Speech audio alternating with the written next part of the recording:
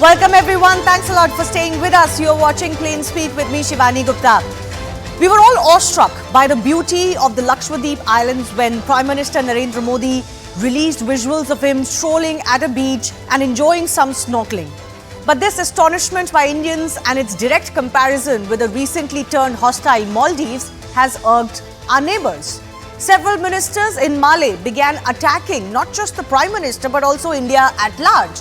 This evolved into a full Lakshadweep versus Maldives war on social media. Several Indian celebrities, right from A-list actors to cricketers to social media influencers, all have criticized the statements by the Maldivian ministers and promoted Lakshadweep online. Now, despite leaning of the ruling party in Maldives towards China, Malé surely cannot afford to displease India. Certainly not with derogatory and undiplomatic statements by those in power. No wonder 3 sitting ministers were suspended for their comments, but this is also because of over 2 lakh Indians that visit Maldives every year, making it the single largest overseas group of tourists.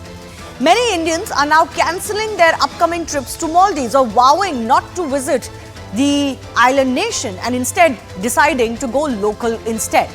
We don't know how long this trend continues, but one thing is for sure. Indians realize their diplomatic, social, online and monetary power today, and they are more and more vocal, less hesitant to use that power matrix. Secondly, there is a set of people globally who despise India and its rise. Nothing else explains the visceral hate against India that comes out routinely, even for inane issues. Has this incident too exposed the hateful mindset and politics against India in the Maldives? I'll take that question to our guests in just a bit. But first up, this episode is a classic example of how mere scratching of the surface can expose hateful mindsets not just of an individual but even of a group of people. Here, remember, India made no comments against the Maldives, not the Prime Minister, not the government. There was no reference to Maldives. But yes, there were references on social media. But elected representatives in Maldives did not think twice before attacking India. And their comments exposed their hate and bigotry. Why so much hate is the question. Member of the ruling PPM, Zahid Ramiz, made the jibe of how Indians leave a permanent smell in rooms. Deputy Minister in the Maldives Cabinet, Mariam Shuna, now suspended, directly attacked the Prime Minister Narendra Modi, saying what a clown, the puppet of Israel. She has previously made bigoted comments against Hindus in India. Malsha, another deputy minister now suspended, commented how India is in a state of emergency, just like their own opposition party in Maldives is in a state of emergency. There's also this gentleman, Abdullah Mazoom Majid, has gone off X since, another minister who mocked India over open defecation, saying this is India's culture. This is not Maldives versus Lakshadweep. This is just visceral hate. Let's also take a look at how the vexatious comments and statements made by these Maldivian leaders seem to have backfired, because like I said, Indians online, certainly on social media and otherwise, don't take these kind of comments lying down anymore. The entire world is waking up to the online social media power of Indians. So I want to tell you what the after effects were. Online travel company Ease My Trip has now halted flight bookings to Maldives altogether, hotel packages and flights. On the other hand, Make My Trip, another travel website, has launched Beaches of India campaign with discounts that are on offer to promote other locales. Now, many tourists have since announced that they are cancelling their trips to Maldives or will not travel to Maldives, while several celebrities are promoting Lakshadweep actively for its location and of course how it can provide a similar experience, if not better, than going anywhere else. Maldives, Seychelles, you name it. Meanwhile, there has been a recorded 3,400% rise in online searches for Lakshadweep. Just goes on to show the power of social media, of online power of Indians globally. Now, the Maldives connection to the Prime Minister's trip to Lakshadweep was made by analysts in the first place because new Maldivian government has been publicly anti-India. This is also due to its closeness to China. Let's understand why Malé today is acting as a proxy of Beijing. Chinese banks hold over 60% of Maldives' sovereign debt, As many as 10 islands in Maldives have been leased to China. China wants to dock its survey vessel in Malé. There is also an FTA talk that is ongoing.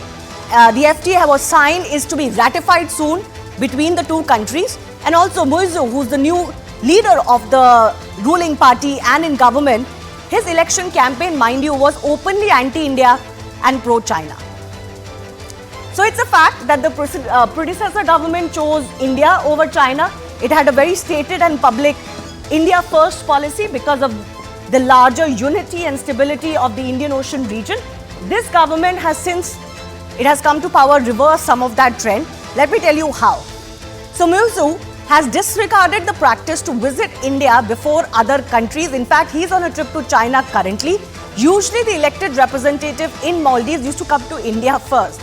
He's also asked, soon after coming to power last year, asked India to withdraw troops in November 2023. The PPM government is also reconsidering certain MOUs with India, and he had in fact promised during his campaign to, quote, reduce India's influence in the Maldives. Now that policy and diplomacy and politics aside, the larger question is if this meltdown over Lakshadweep and promoting Lakshadweep has indeed exposed the Maldivian hateful politics against India.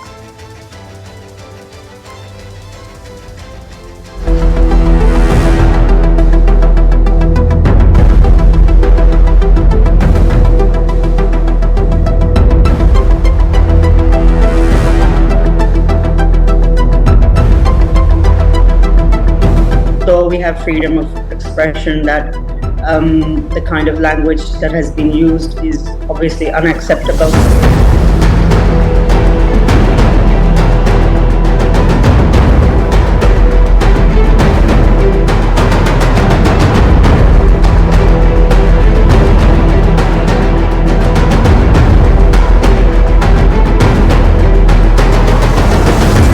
Lakshadweep has seen a remarkable 3,400% increase in searches ever since our Honorable PM visited the islands. So this kind of inspired us to build an entire campaign around it. So we are launching Beaches of India.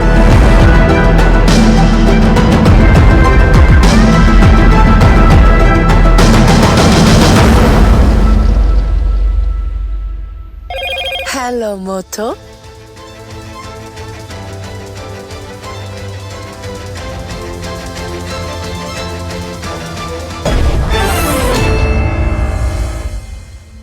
First up, I want to go across to Fayaz Ismail, who's the chairperson of the Maldivian opposition party, the MDP, joining us exclusively on Plain Speak. Fayaz, thanks a lot for your time. We've seen some of these comments that have come not just from ordinary individuals, but members of the current ruling party and members of the government as well. And they've really shocked people in India because many would not have thought that there was, quote unquote, this hate or hateful mindset that some politicians or people could have had against Indians, given how much we interact. What do you make of this mindset, first of all, that has come out because of these comments? Well, it was surprising to us as well, not only to you, and it was shocking to us as well. It was shocking to most of the Maldivians here. The reason for this is, the reason why this has happened is because over the last 4-5 years, the current government or the ruling party has utilized the close relationship with our government in India as a political tool. Basically to try to create an atmosphere where people's, Maldivians, especially their own base, where their former government was very much inclined towards a stronger relationship with China, whereas we are open to relationship with all countries, but we have always had a India first policy. It's not only about India, it's because we believe as part of the Indian Ocean region, the stability and security of the Indian Ocean region is paramount for the security of the Maldives as well. Okay. And also, aside from that, the strong cultural affinities that we have. So this was very surprising to us. But what has led to this is the use by the current government and the ruling party the issue of India out campaign, where there was no issue. The continuous use of this has created this kind of narrative amongst certain people in the Maldives, which is not the reflective of the Maldivian people. Okay, but Fayaz, as it usually happens these days when such controversies break out, not just your current tweets, but your old tweets or statements also start coming out, and that was the case here as well. And the tone and tenor of some of those comments from some of those who were part of the government today was blatantly anti-Hindu. It was very religiously derogatory, which also has shocked people. So I don't want to skirt around that issue. Uh, is this the reality, that there is this anti-India, anti-Hindu sentiment in the Muslim majority nation of Maldives? Is that the ugly reality? I tend to disagree with that. Of course, there are people with those kind of attitudes. You see, in India, we see some people from the Hindu community being very derogatory about Muslims as well. But that is not reflective of India, or that is not reflective of us as Maldivians. But the different thing that I personally believe is the advent of the social media. Sure. Anybody anywhere can say anything on social media, and there's no control over it. It will spread, and there's no control on who sees that. There's no retraction of it, etc. Any person in a manner of you see emotional stage also may say something, but that is out there. So obviously people in the Maldives are concerned to a certain extent with some of the news coming out of India over the last couple of years, vis-a-vis some kind of situations within the Indian society with respect to some kind of disagreements with Muslims and Hindus. That is of concern to obviously Maldivians. I mean, that is understood. The same way that we are feeling the same kind of empathy with the Palestinian issue. So those kind of sentiments are there, but there's no anti-Hindu sentiment in the Maldives. Okay. In fact, we are avid watchers of Bollywood. Your songs, your movies, and our culture has a lot of Indian culture in it. So, but these hate figures are there. And unfortunately, the people that you're talking about, the specific four people, these are vitriolic liars of the current government when they were in opposition.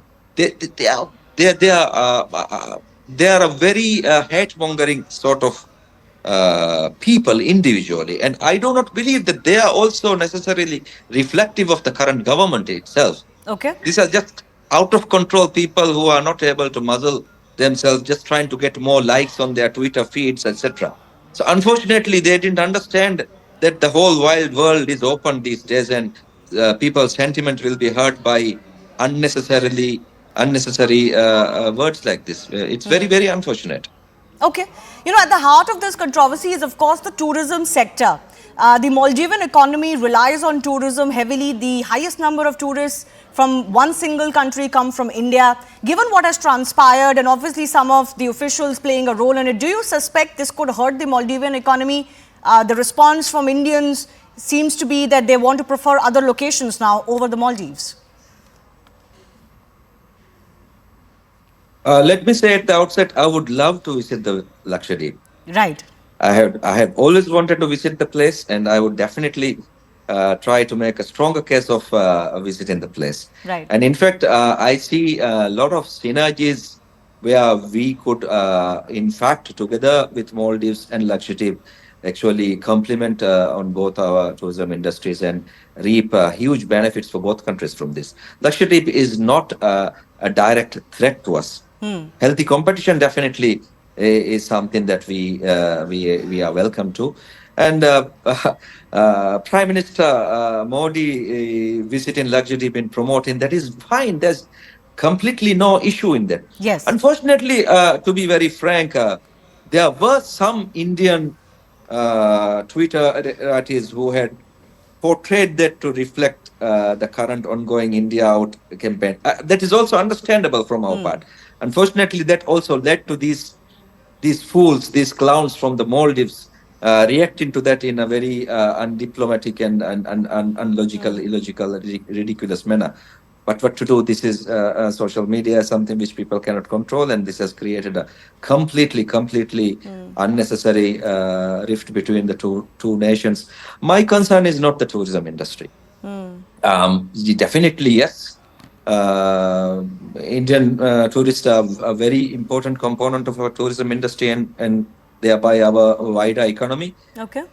My concern is not the boycott of, or rather, I'm sure that this will pass away. I think there are more mature, sane voices among both countries and both governments who will ensure that this is put behind us quickly. But my concern is governments can catch up.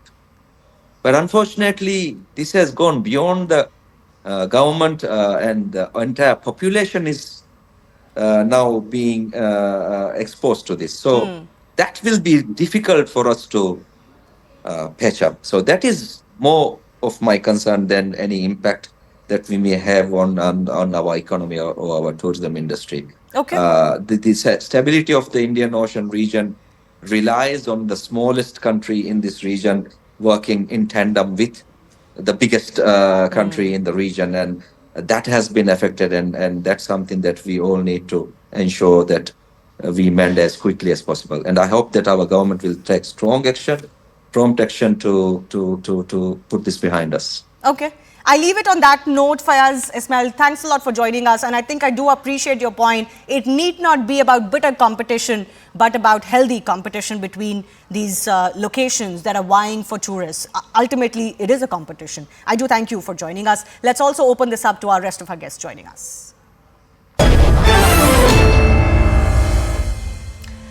Joining us on the show today, Prashant Pitti is the co-founder of Ease My Trip, the agency that has cancelled all Maldivian bookings. George Kurian is political analyst, Sonam Mahajan, political analyst, joining us. Also with us, Major General A.K. Sivach, international affairs expert. Sonam, let me begin with you. I did ask the Maldivian representative, who's of course from the opposition party today, about the impact that some of these comments would have on Indians. Do you believe that some of this very hateful, derogatory, bigoted commentary would could quite permanently spoil relationships, the way Indians would look at Maldives? Shivani, first of all, I do not agree with what Fayaz was saying. He said, there are Hindu-Muslim issues in India. We are too large of a country, and if you look at Maldives, its whole population is 500,000. And there have been many more incidents of communal nature in Maldives, if you look at the proportion, than India.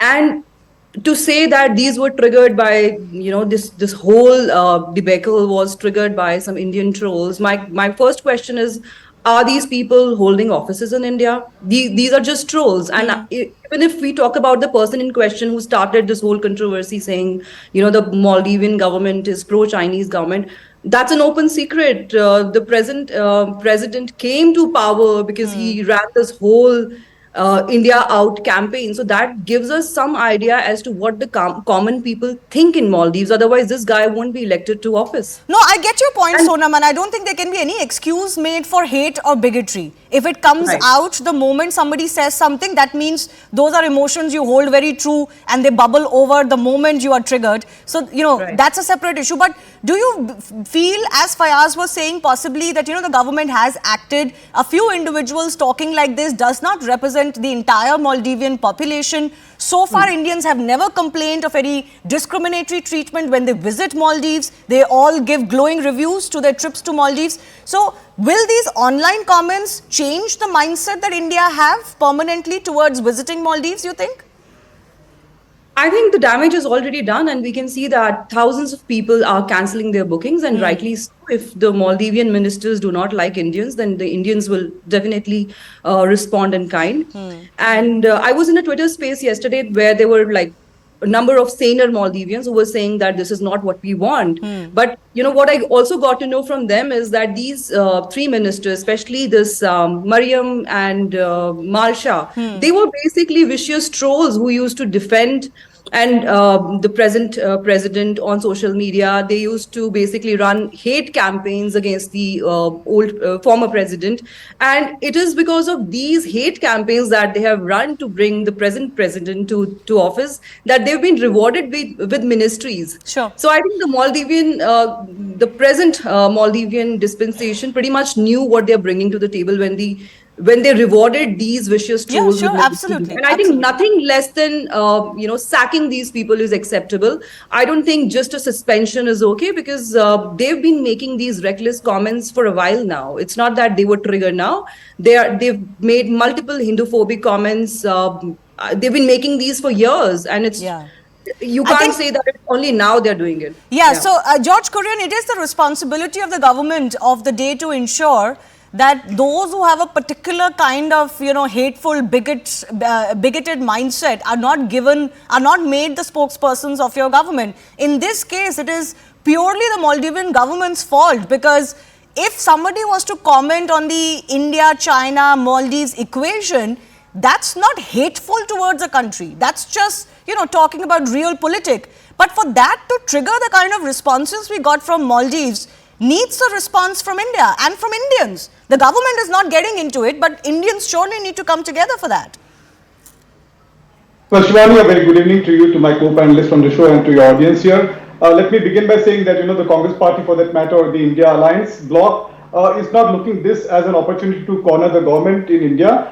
We may have our differences of opinion with the Bharatiya Janata Party ideologically, but when it comes to something as detrimental as ministers holding constitutional position from the Maldivian government, trying to disrespect our Prime Minister or India in particular, and trying to pass on derogatory and absurd remarks, racist remarks against the nation. So we will stand firm with the government of the day in India and defend the government. And I think Prime Minister Modi has done no wrong by trying to promote Lakshadweep as an island, which very much is there as a prerogative.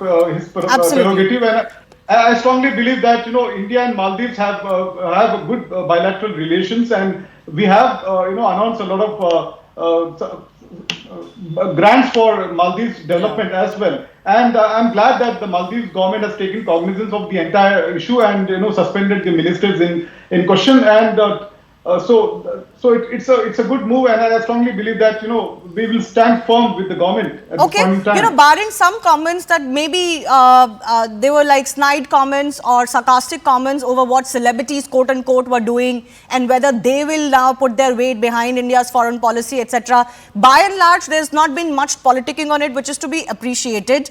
I do want to go across to Prakash Pitti as well.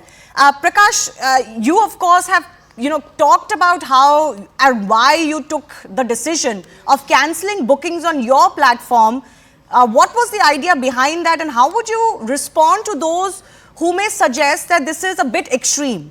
As a response from what some of the comments from Maldivian politicians or ministers may have been, this is not what was required to be done in India. Your response to that?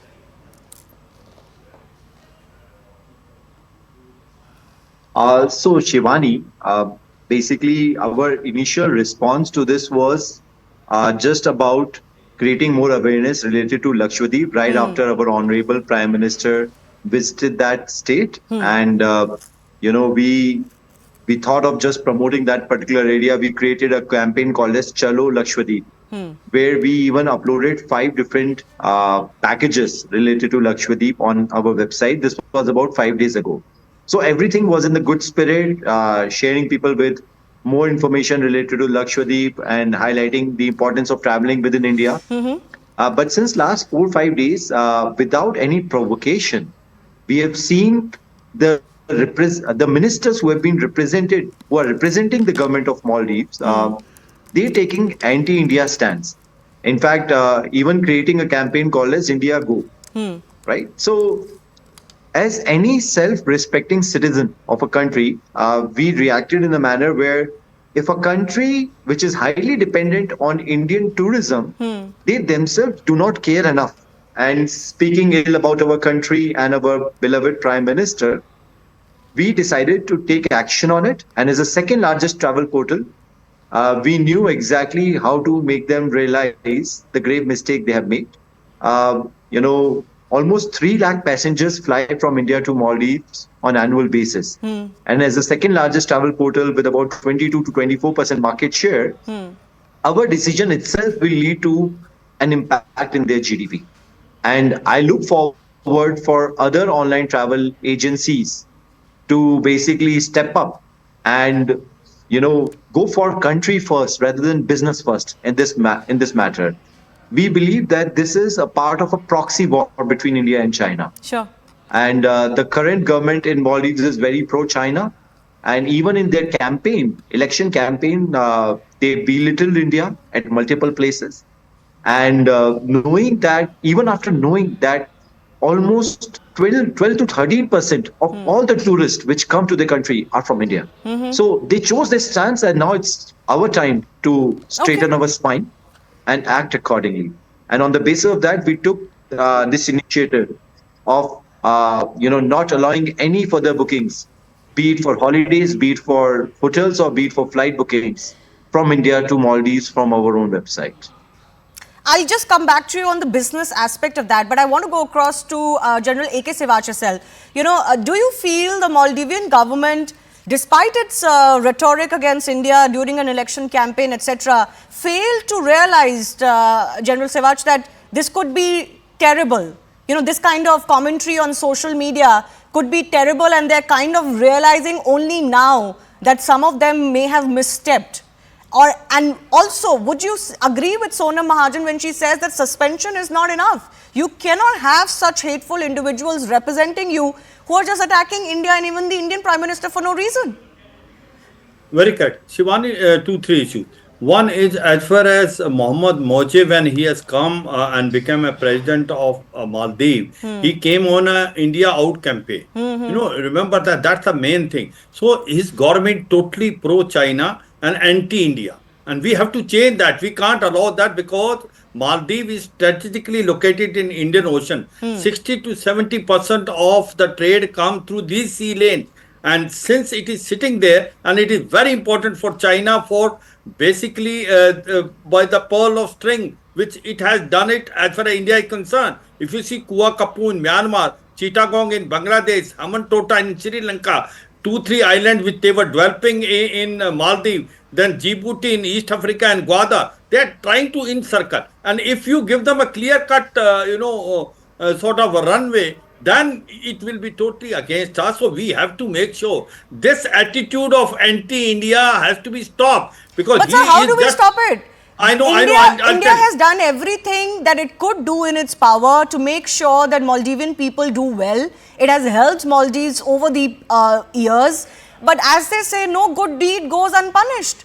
You can do as much good for our neighbors, but they also play politics and try to wrangle us in this forever bid to who will do more for them, India or China. Absolutely. See, the point is what you are saying, Shivani. What I am trying to hint is that we have to play with them in every sphere diplomatically, also twist their tail. Like what you were saying, that the action which has been taken by the government of Maldives, is it enough? Not at all. It is too late, too little. They need to do. My concern is the way anti-India sentiment are growing in Maldives, kind courtesy the present government, and the radicalization taking place. Drugs are coming there. Islamic State is now trying to make a foothold. Is a cause of concern for India, because we are the one which are the first responder to Maldives. We are the net security provider in Indian Ocean. And our neighborhood first policy says that Maldives is very important for us. So therefore, we have to have multi-pronged strategy. We can't allow Mohammad Mojib to do whatever it is doing. Remember that the moment a president is elected there in Maldives, he used to visit as far as India is concerned, the first country. But this time he has gone to Turkey, and now China. he is going to China. 5 days, and he is now trying to revive free trade agreement also. See, can I just say, Major General, can I just say, I fundamentally believe that any country is free to take the decisions it wants to take. Any elected government should be free to take the decisions it wants to take. It is for that country and that people to decide whether that is right or wrong for them. What should be ideally India's approach? Let's take it as a given that this present government is anti-India. What should be the Indian government's approach?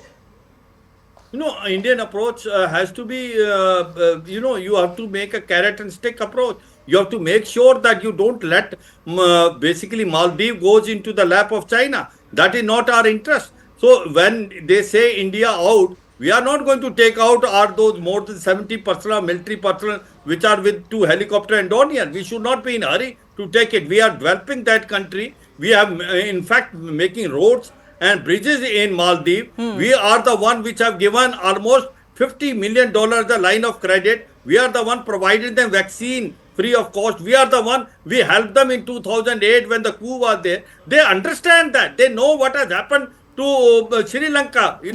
China has dumped them. China has not helped them. India has helped them by giving a loan of $4 billion.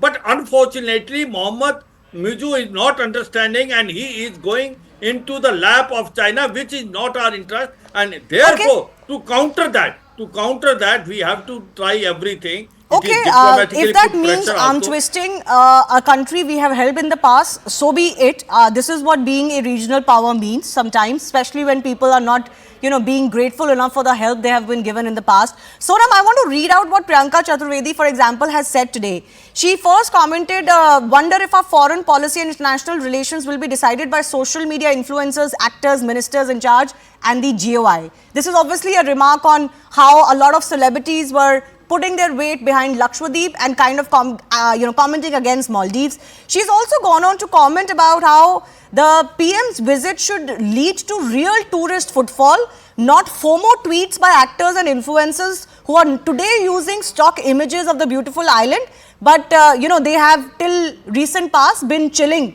in the Maldives. How do you look at this? Is there a dishonesty in the way sometimes people act on social media and they latch on to a subject, but their actions speak differently?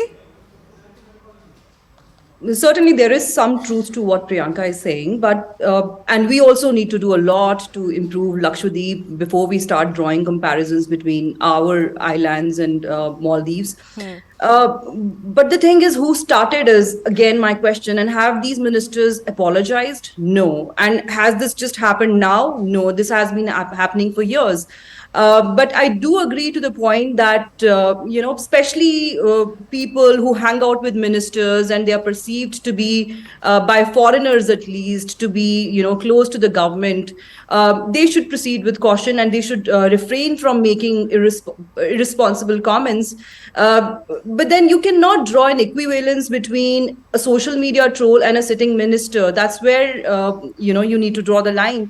People who've been from Maldives who started this all, they are sitting ministers, and I'm afraid they're not even apologetic about what they're doing. Yeah, absolutely. No, I get your point. They've not apologized so far.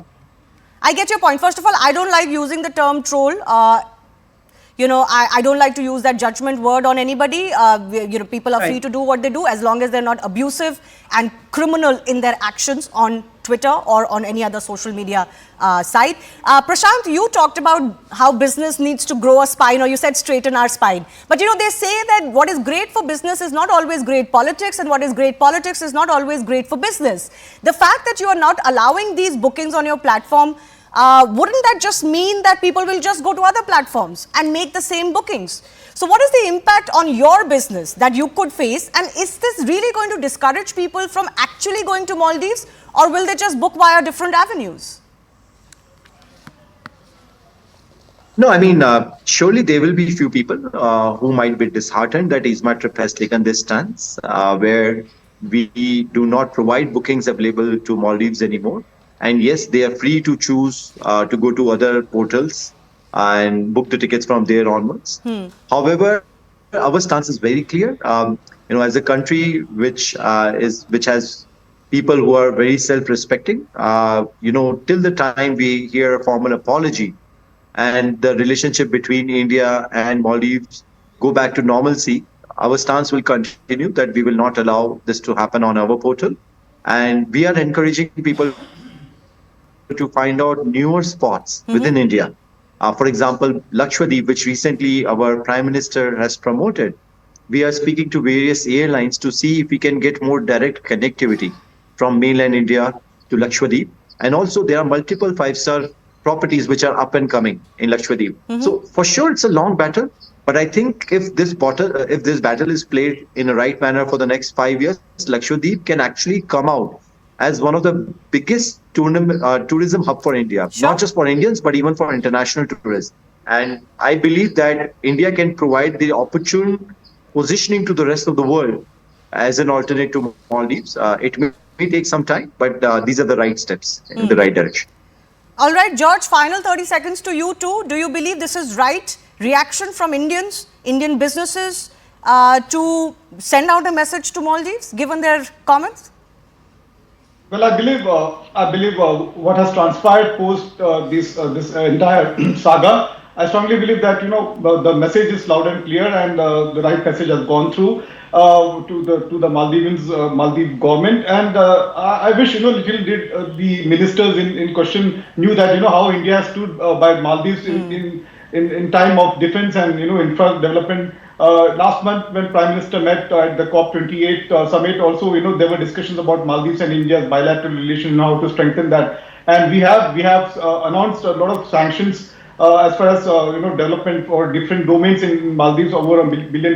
And I agree with General here on the show that Maldives is strategically located in the Indian Ocean, and it holds a lot of importance as far as security is concerned. And so I strongly believe that bilateral relations should continue on with the Maldives, because governments come and go, and so India has to ensure that bilateral relations is there. I'm sure the Indian government is not going to be as immature as some of the members of the Maldivian government have been. Their diplomacy is going to be very different.